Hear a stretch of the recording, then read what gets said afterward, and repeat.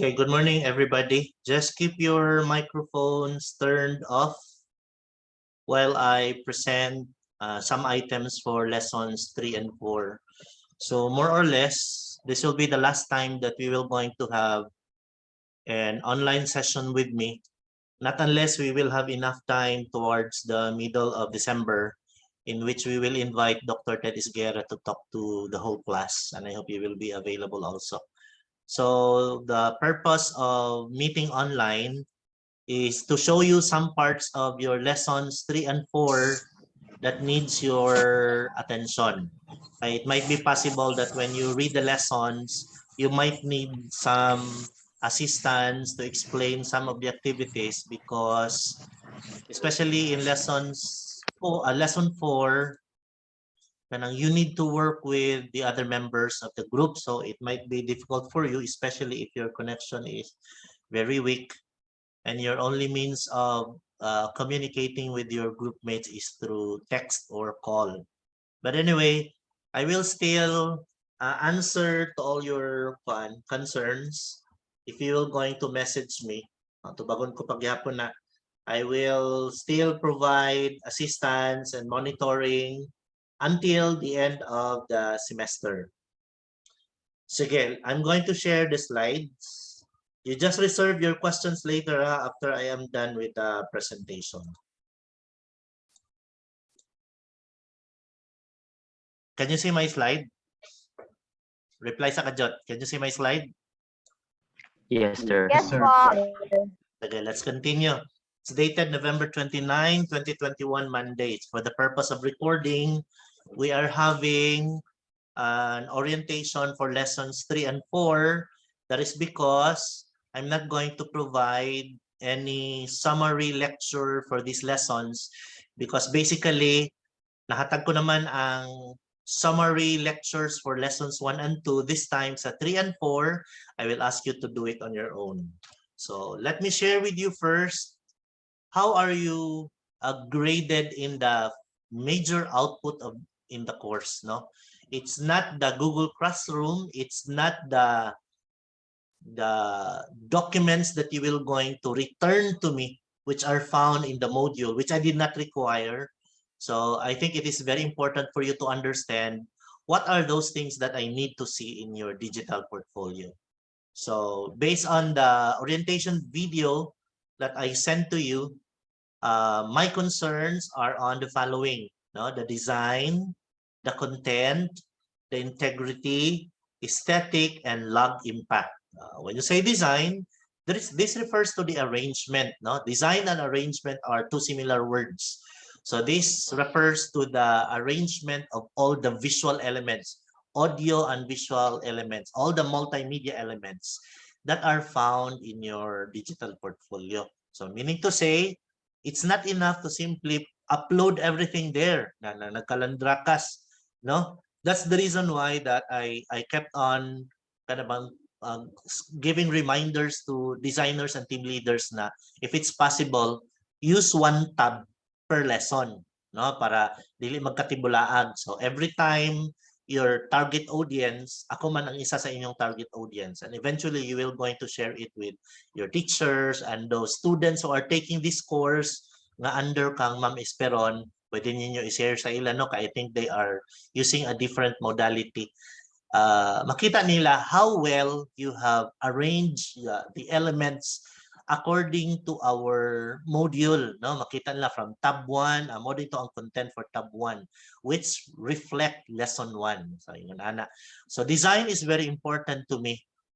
That would include kanang arrangement of kanang elements based on their visual weight, kabugaton, no? So meaning to say, asa ba dapat mabutang ang pictures, ang videos, ba dapat mabutang ang descriptions and titles.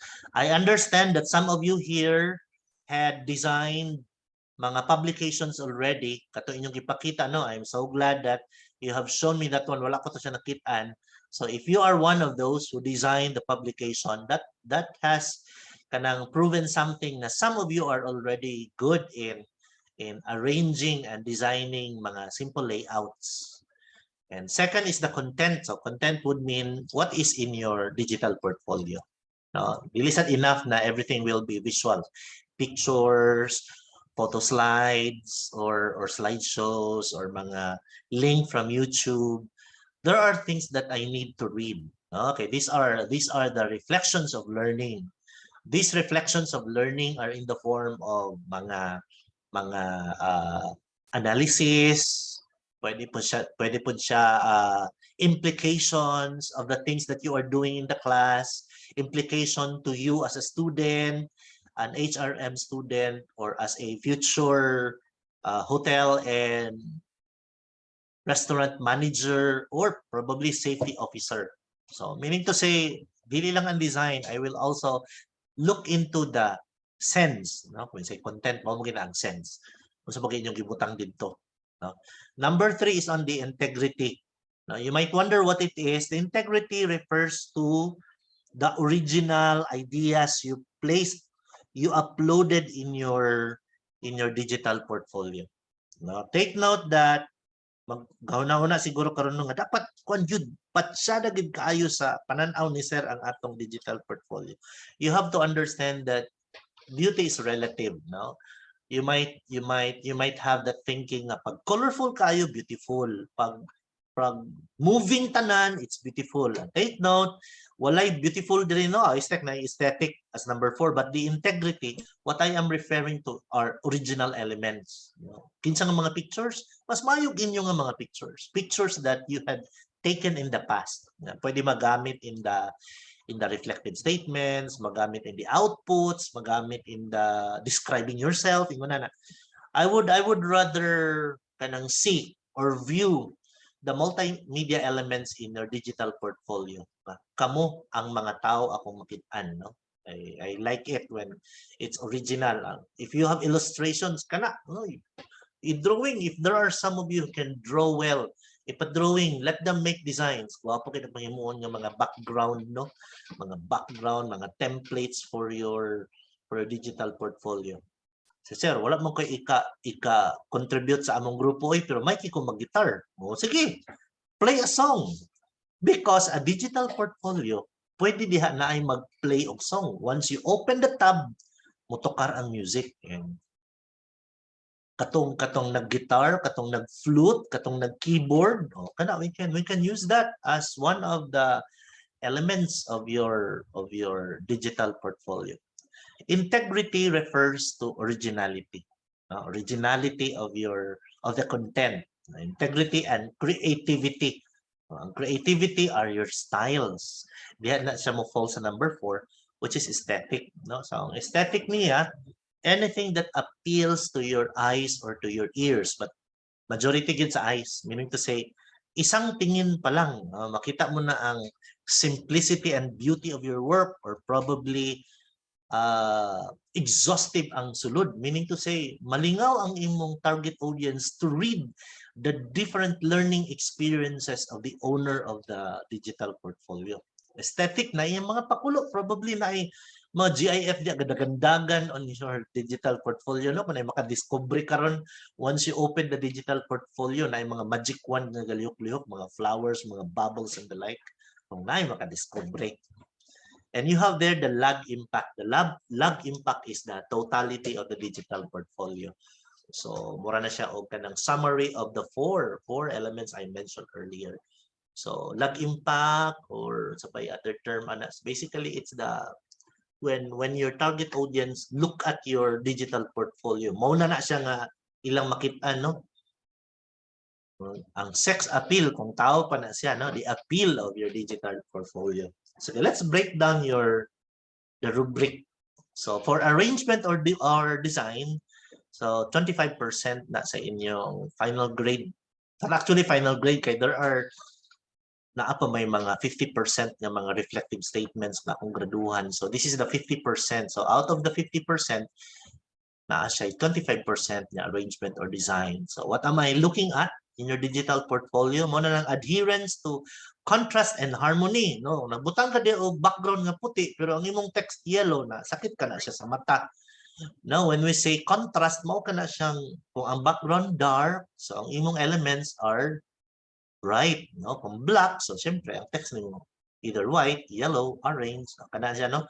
When we say harmony, probably ang elements nimo nag-harmonize, like kung imong color or ang imong shapes naa siya sa darker shade, naa siya sa blue, sa violet, probably ang imong text closer adto nga color, so that's what you call harmony.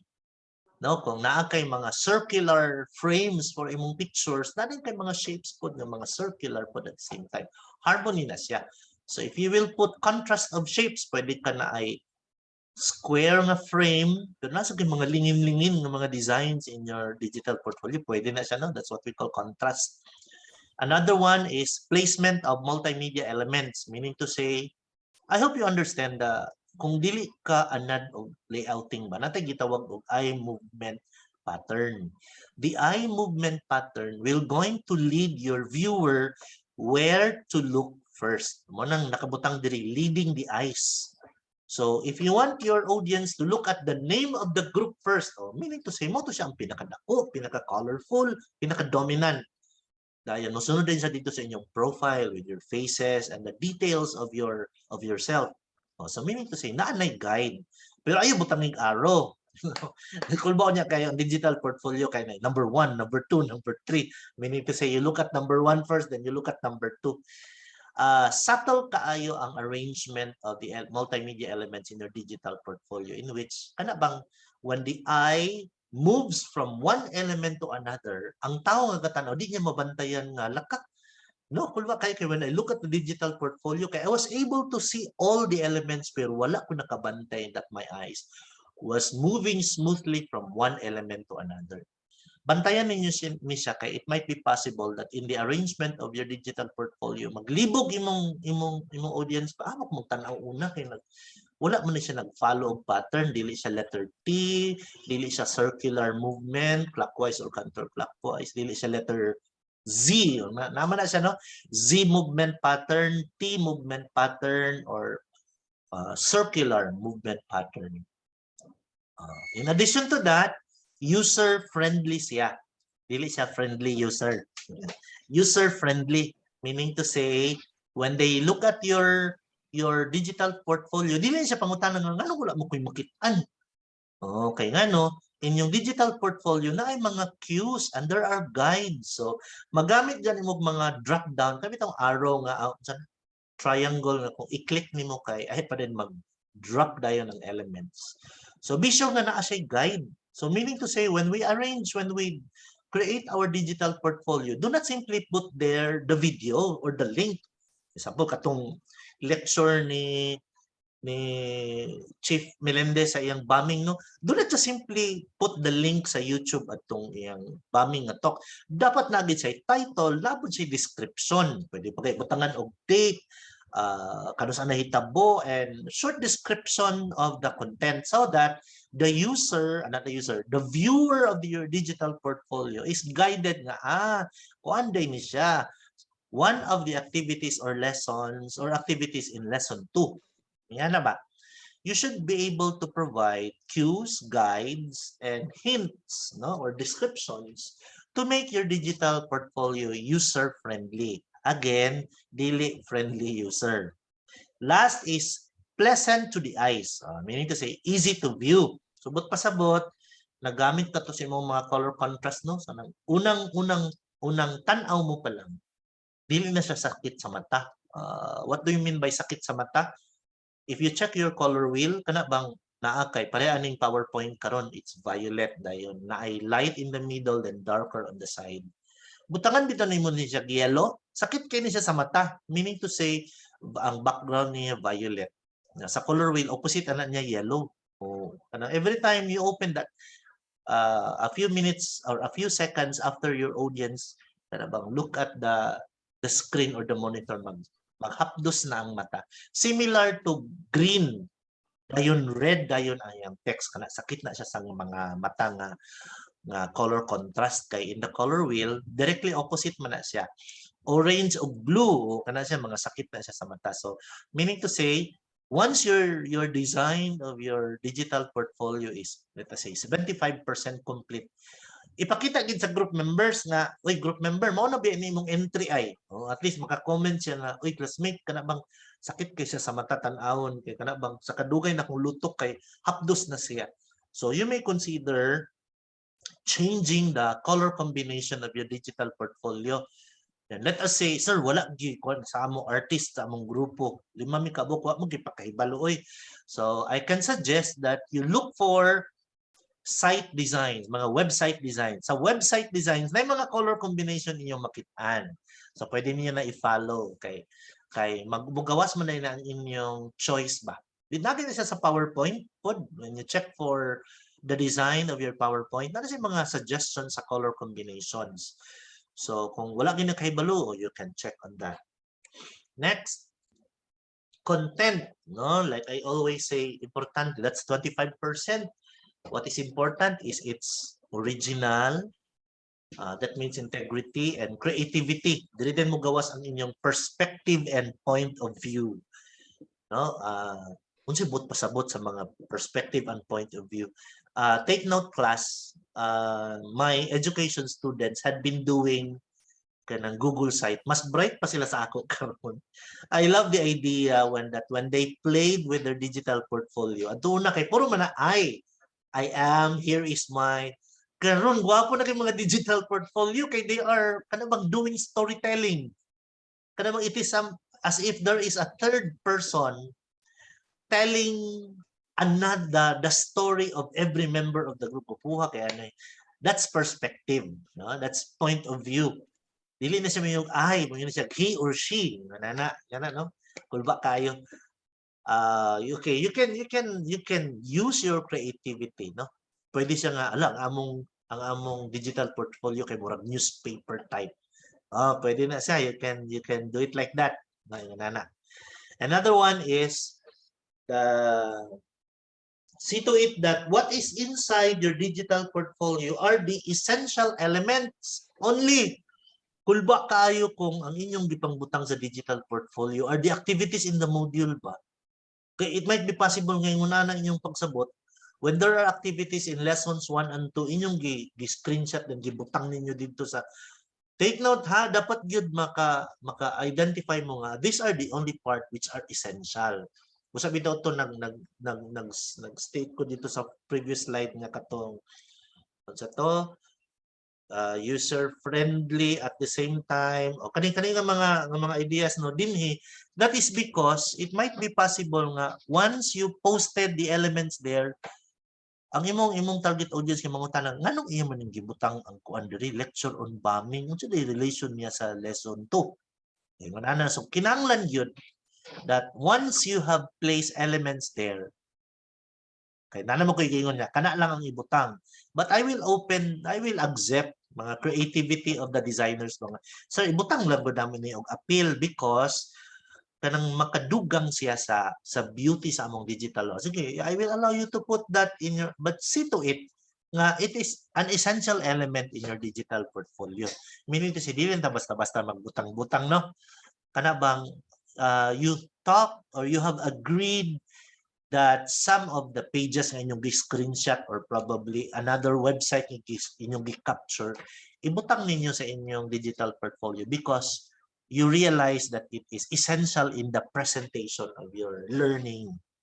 Pwede na siya. Pero reminder, what I need in your digital portfolio are the essential or the important elements only.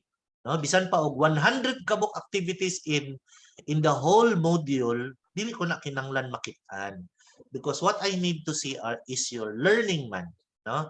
Not the answer sa yes or no, sa true or false. Dili na mao akong gusto makita in the digital portfolio. It is on what you learn from the activities that you did on your own or by group. Another is coherence of elements, no? Na say relasyon dito sa atong course, no? Unsaon ninyo na pag-present, no? How are you going to present the content? That the elements are related. Tab 1, tab 2, tab 3, tab 4 are related. It talks about our course. Another one is that ang mga talks that you included in your digital portfolio are related to the things that you learned in the printed module o katong PDF, no? So kuan kay ni kanamang medyo critical in in uploading or describing or in presenting the multimedia elements that you will put in your digital portfolio. Makarelate yun siya permi dito sa atong lesson. So example, naghimo man ng video sa inyong my ready to go bag. Do not just simply upload there the video. Okay. Dapat na siya short description or probably a title that will relate to lesson 2. So kinahanglan mo nana. Next, importante ang grammar and convention. That's also 25%. What does it mean? Making a portfolio is similar to writing a composition. So, mo ang gigamit na term, no? Observe elements of composition. What are these elements? Unified, coherent, and emphatic. When you say unified, syempre kung ang perspective ninyo ay or ay nataran ang mga answers. No, kulba kaayo og si member 1 ang iyang perspective kay mayon siya nga the contributor in second person siya. No, kung mag-ay mo mag-ay tanan and coherence and emphatic meaning kasi naagi dominant element in every tab. No, kung naamoy 5 ka book entry sa reflective statements. So, unsa man to inyong reflective statements? So, meaning to say, nagi dominant element sa ibabaw. So, unsa may representation anang mga dominant element? Most likely, those are the major output for every lesson. So, I had dito mag-appear ang mga reflective statements. What else? Grammarly and materially correct. Spelling yun yung grammarly. Yung kay ironic kayo. Grammarly and materially correct. Careful sa mga period, sa mga comma, even in the kanang capitalization of letters. Dili basta magamit og kanang mga italicized words, no? Or bold. Ay lang when it is necessary. So since kuan man, the output is something that I can read. So, importante ang grammar structure. At the same time, importante po ang sense. No? Ang logic sa inyong gisulat diha. Kay, masakpan niya ng in the middle of your entry kay nagibutang, sir, gabasahon ka nini mo among gisulat. Madukdukan dagin mo if there is an insertion of songs in your reflective statements. Gabasahon ko na tinagsa. That is because in the rubric that I'm going to handle na ang individual names dito to check whether tanan ba na ay entries kay pila ko na reflective statements ang kapangayoon. It's more than 4. Another one is the choice of words, no? Which is appropriate to your target audience. So, who are your target audience? Ako, other teachers sa COB, your schoolmates sa COB who will be reading the entry of your reflective statements.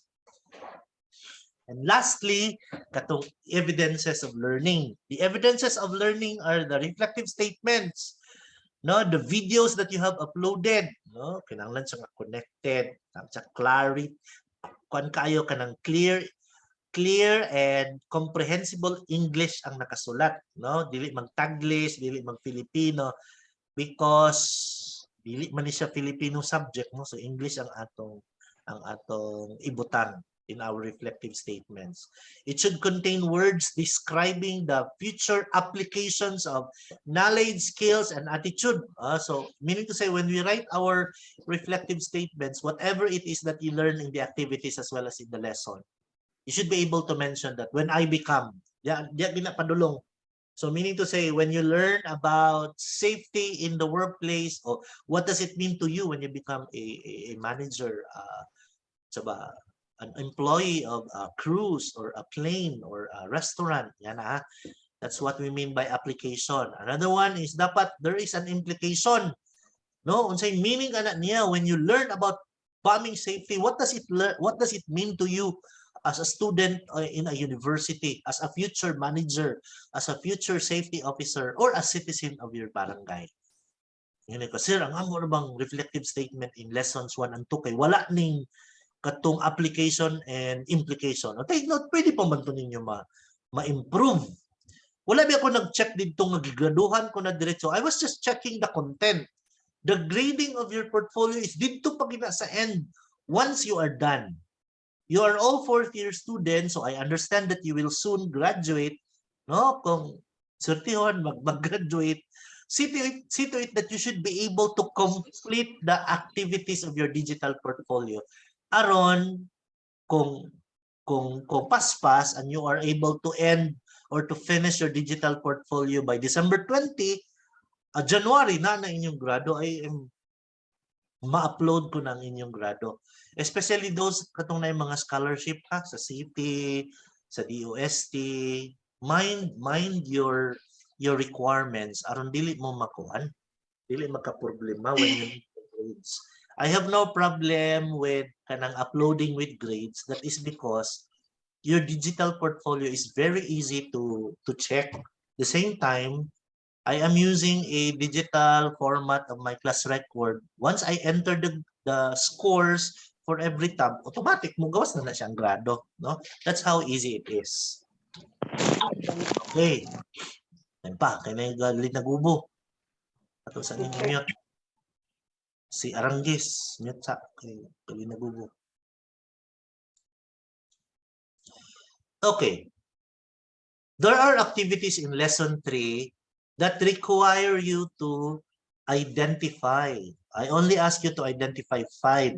This is individual work. Can you see this? Tubag sa palihog, be? Can you see this? Yes, sir. Kita mo Yes, sir. dyan, no? Actually, you can find this in the internet. Actually, makita din siya. I even put there the reference or the source. Within niyo para kung if it is too small on paper, pangitaan lang ninyo, kinagin niyo sa internet. It talks about identifying the different risks. Gi-individual na ako because 1 million, just kadaghan kayo. There are so many risks in the workplace. I'm telling you, ang kanimurong nani siya sa usa ka seminar venue. But at the same time, na mga bata gapang dula, so most likely hotel siguro ni. So I'm going to ask you to identify 5. No? Based on the example, it's a workplace pero walay sulod ang first aid kit. So what might happen? Immediate help cannot be given when there are accidents in the workplace. What is the worst possible thing to happen? No, ang simple cut or mga amputate nga mga tudlo, ngita ta siguro diri og kanang maputlan og tudlo, would loss to severe loss of blood and eventually death, no, kung dili matagaan og pre-hospital care. So these are some of the examples or possible answers that you can work on aning activity 1. Ako na ning gi-cite og tarong kay basin niya na dili makasubay when you see this. Pangitaan tanan, mga hagdan nga dili balance, mga wire in the workplace. Eventually you will meet this kind of problem when you work on venues and mga events nga kamo ang ga-facilitate.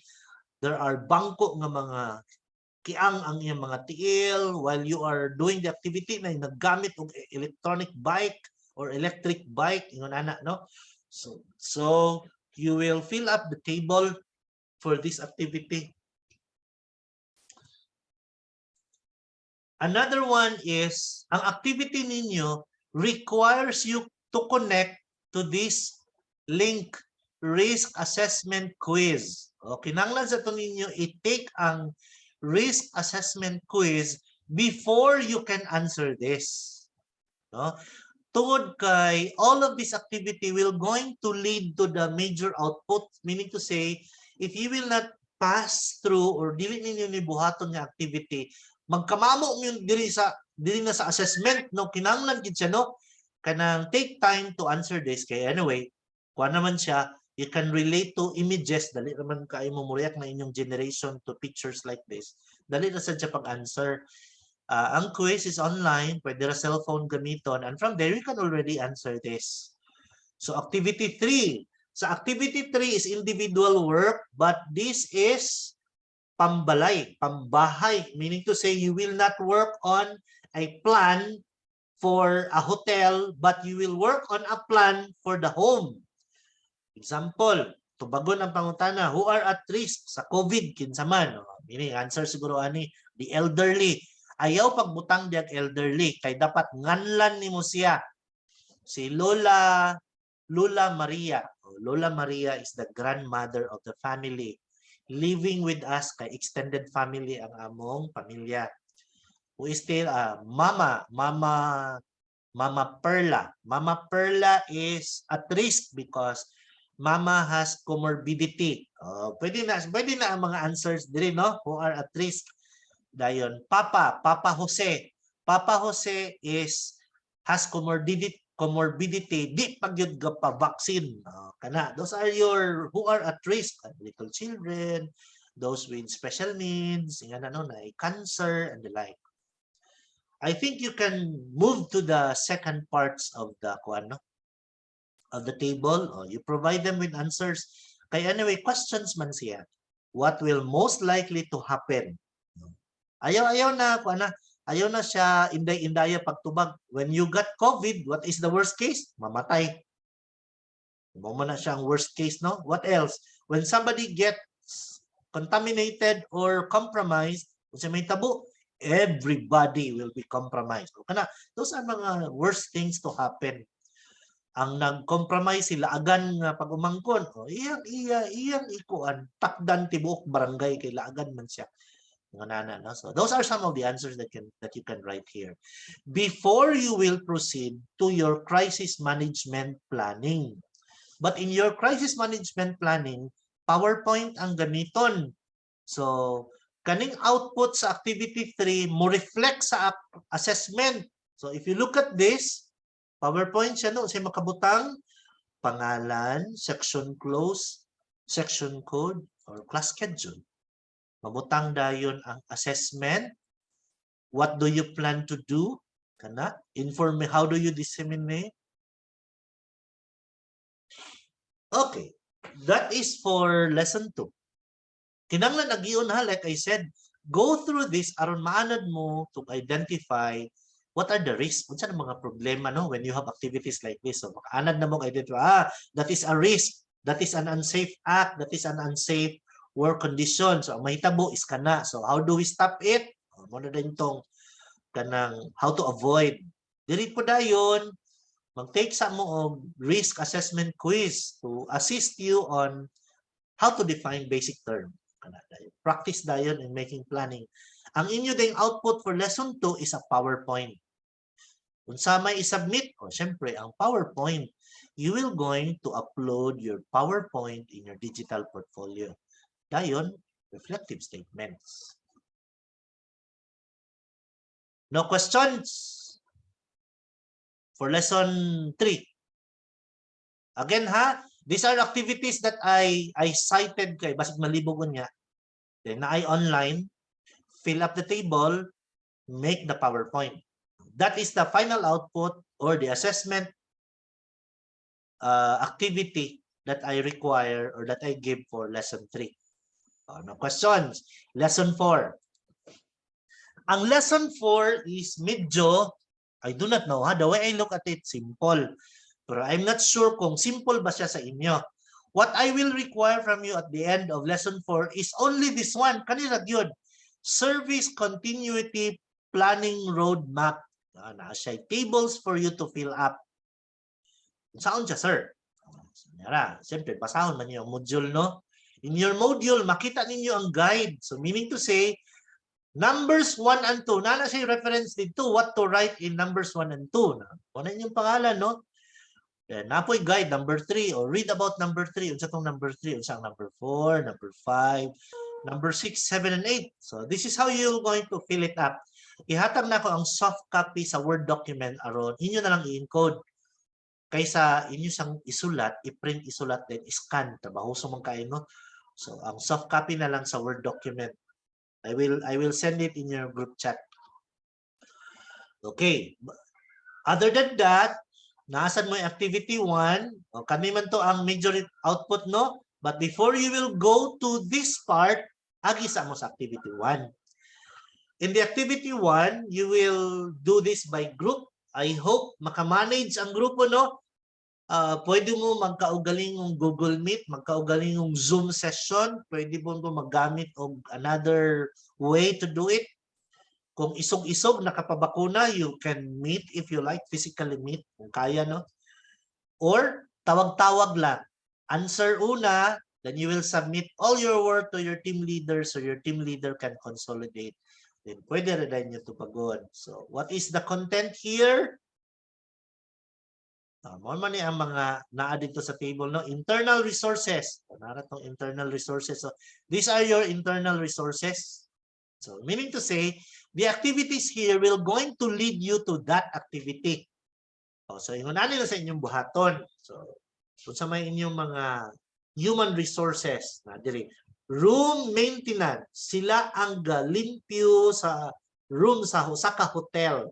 Unsa na sila nga kind? Internal resources na sila.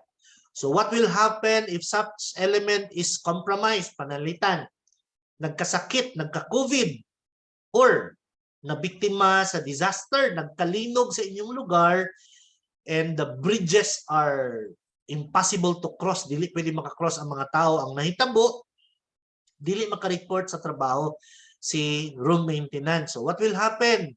Ano na ni? If the workforce assigned to clean and maintain the cleanliness of the room is compromised, the whole operations may be affected after the first 24 hours of occupancy. Diba? Di man na malimpyuhan ang room, so meaning to say, ang mga customers sa inyong hotel, dili makagamit. So the rooms cannot be occupied for the next set of customers, thus affecting the business cycle. So this is an example for a hotel. So, mga ilang sa inyong duha, examples. O sa restaurant, unsay mahitabo, kung kinsa mo pinaka-important kaayong human resource sa ka restaurant, syempre si chef or si cook. What will happen kung hilantan si Mr. Cook? So, you can answer it already. Or si manager. Gituli si manager. Or in a theme park, kanang RR for example, or Edlimar, or water pool, o yun na. So what will happen if essential elements man siya, no? Or what if mag-brown out? Kuan siya, essential elements, electricity, o kuan mo, theme park, then mag-brown out, or restaurant mo, then mag-brown out, unsaon na lang, or hotel, walay tubig, ginuko, unsaon na lang, no? So these are some of the things that you can put here as answers. Then ang recovery strategies, sa buhaton kung COVID man siya nga case, no? Sa usam mo ka worker sa seafood restaurant. Dayon daghan wala nakatrabaho. How are you going to answer this? So these are some of the activities that you can do. Ang assessment dayon as your final requirement for lesson 4 is creating service continuity planning roadmap. Mao na din siya. But you will be grouped, lahi-lahi mo og disaster. Group 1 will be earthquake resulting to damage of property. Ang group 2 kay bomb threat. After series of bombing of your town, ang inyo dayong hotel or ang inyong restaurant kay nakadawat mo, kamo ang sunod nga i-bomb. That's bomb threat. How are you going to manage that? Group 3, masunog. After sa usa ka earthquake, wala tuod na damage ang building, but nasunog. No? Group 4, scandal. Nagka-scandal ang inyong business establishment. What happened to your business establishment? Ang room service kay naka-deliver og pagkaon dahil na hilo ang customer. Probably home, room service siguro, no? Dahil nahilo.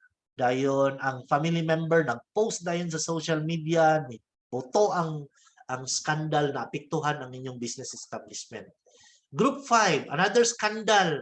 Agoy didto na dakpan ang mga nag-drugs. Or ang usa ka room sa inyong hotel gihimong usa ka drug clinic or isa ka drug den or drug distribution. So, what is your plan aron maka-recover nga dili madaot ang inyong establishment? So this is what we're going to work on.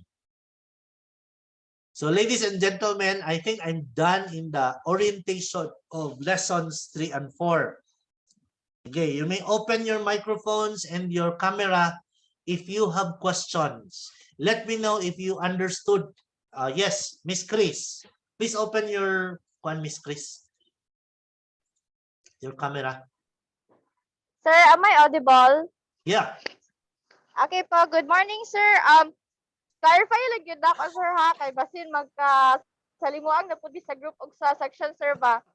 Ang among output, sir, is katong PowerPoint and katong continuity map, sir.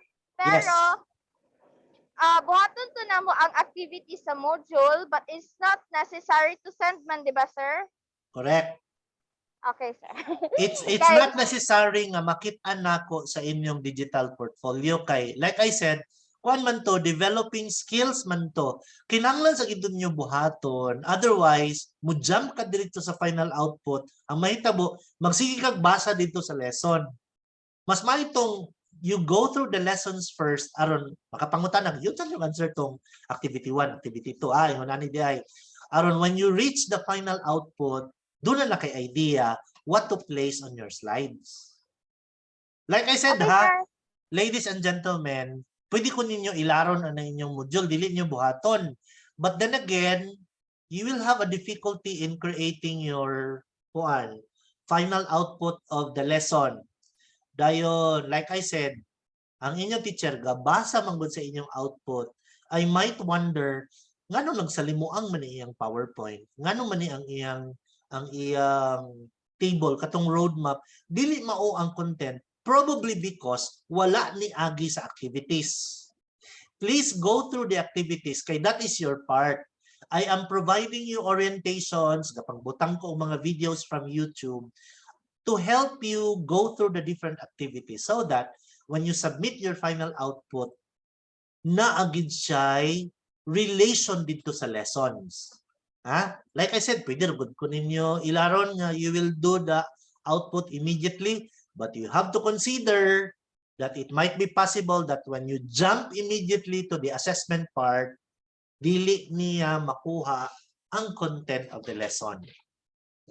Sige, thank you, Miss Chris, for that question. Are there other concerns?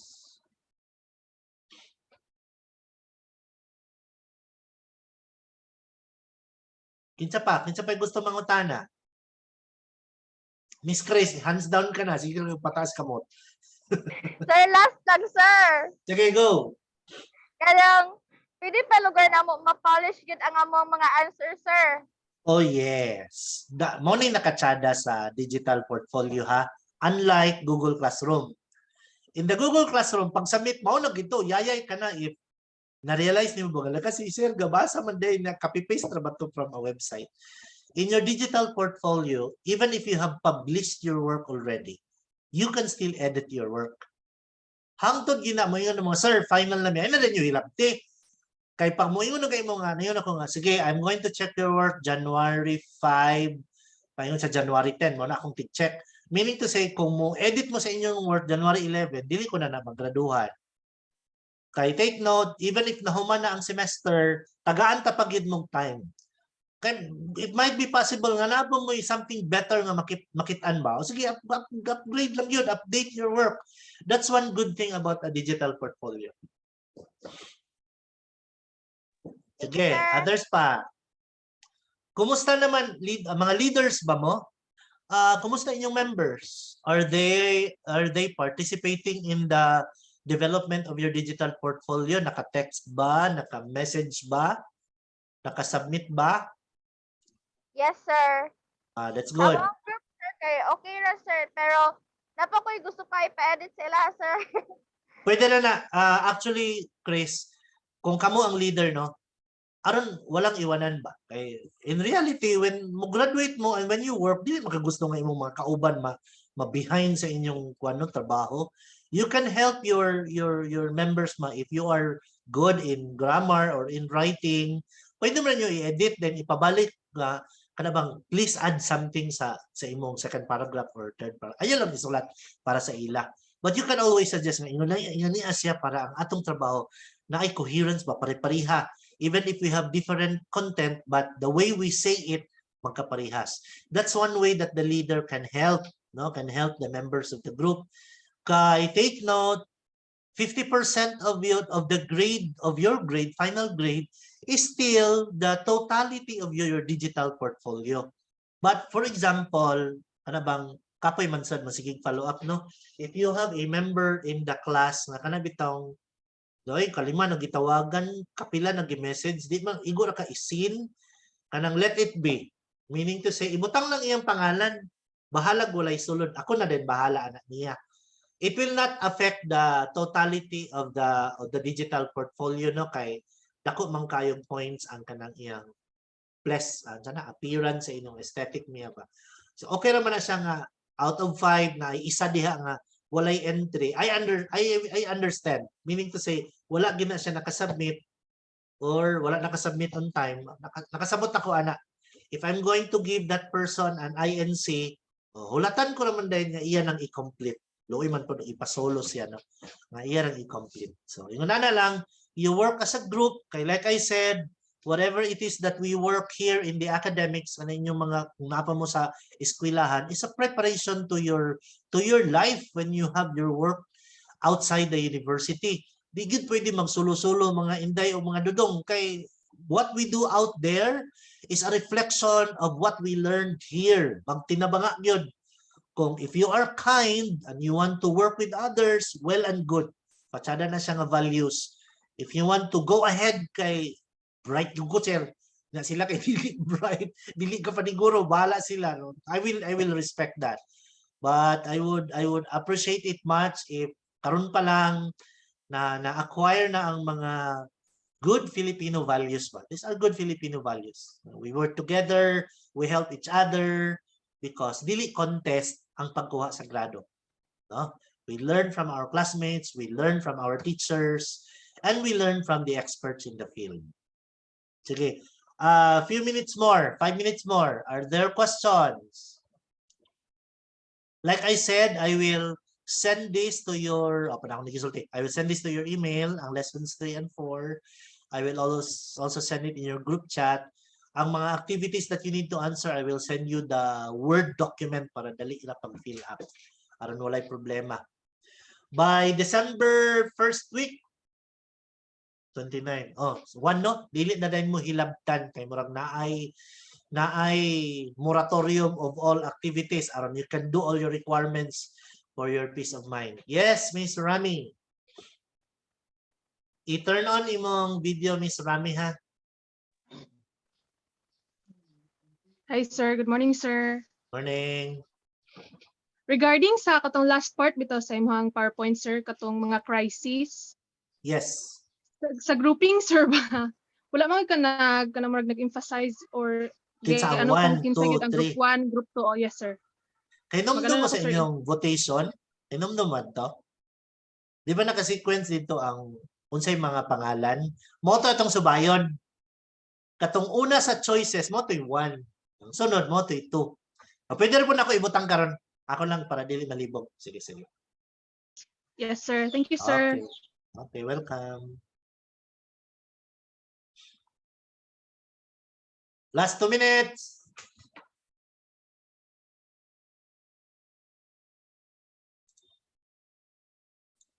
Wala na? Sige. May I request everyone to turn on your camera kay mag pictures ako. I need a picture of you for my documentation. Budget lang kayo, ha? Smile. Diba ang picture ni Miss Dagaraga, eh?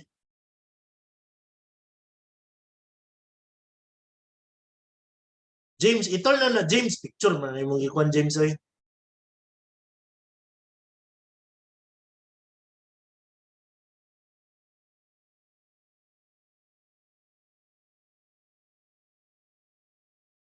Uy, Miss Idar.